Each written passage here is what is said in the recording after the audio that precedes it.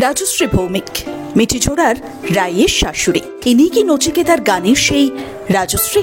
দীর্ঘ বছর অভিনয় করছেন, এত হিট, কিন্তু বিয়ে করলেন না কেন? জামাই ষষ্ঠীতে অভিনেত্রীর মা কেনই বা হাহুতাশ করেন? কত লোকে কত কথা বলেছে, কিন্তু বিয়েতে এত অরুচি কেন? টানা কাজ করে যান, একঘেয়ে লাগে না? বড় আক্ষেপ রয়ে গিয়েছে রাজশ্রীর জীবনে। কেনই বা নিজেকে দোষ দেন? সেই ক্লাস 9-এ ছোট্ট ক্রাশ হয়েছিল, তারপর থেকে আর প্রেমেই পড়লেন না। প্রেমে পড়তে চান যাকে দেখে রাতের ঘুম উড়ে যাবে, কিন্তু সেটা অভিনেত্রীর দ্বারা হয় না। মনের জানালা তিনি বন্ধ রাখতে পারেন। বিয়ে নামক প্রতিষ্ঠান থেকে শতহস্ত দূরে আছেন রাজশ্রী ভৌমিক। 40 বছর পেরোলেও বিয়ের নাম মুখেই নেন না। সেই বালিকা বয়স থেকে বাংলা সিনেমায় অভিনয় করছেন। ক্যারিয়ার শুরু করেছিলেন প্রথমে সিনেমা দিয়ে, তারপর আস্তে আস্তে সিরিয়ালে ঢোকেন। কিন্তু মাঝে মধ্যেই প্রশ্ন ওঠে, তবে কি অভিনেত্রীর জীবনে কাউকে পেলেন না? তখন বড্ড ছোট, মায়ের হাত ধরে রাজশ্রী ঘুরতেন টলিপাড়ায়। মা স্বপ্ন দেখতেন মেয়ে বড় হয়ে নায়িকা হবে, কিন্তু বাবা এমনটা একেবারেই চাননি। রাজশ্রীর মায়ের ইচ্ছে পূরণ করেছেন।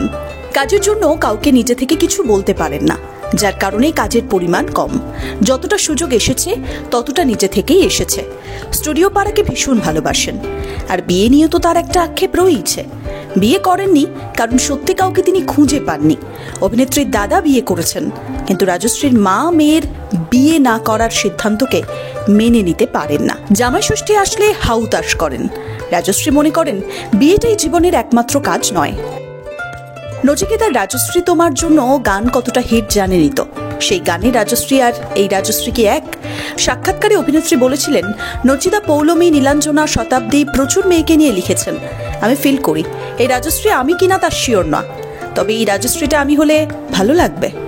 মাঝে মধ্যে একঘেয়ে লাগে, কখনো অপেক্ষা করেন একটু অন্যরকম চরিত্রের জন্য। মনে করেন ভাগ্যে না থাকলে ভালো চরিত্র পাওয়া যায় না, তাই খুব একটা আক্ষেপ তার মনে নেই। তবে হ্যাঁ, দীর্ঘক্ষণ ধরে শুটিং, মাঝে মধ্যে হাঁপিয়ে তো যেতেই হয়, খুব চাপ লাগে।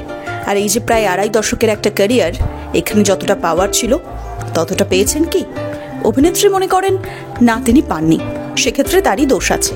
ছোটবেলা থেকে সেভাবে সিরিয়াস ছিলেন না। কাজ করতে হবে, নাম করতে হবে, টাকা করতে হবে, এমনটা কখনো ভাবেননি। সেভাবে পিআর করতে পারেন না, তাই নিজের ঘাড়েই তিনি দোষটা দেন।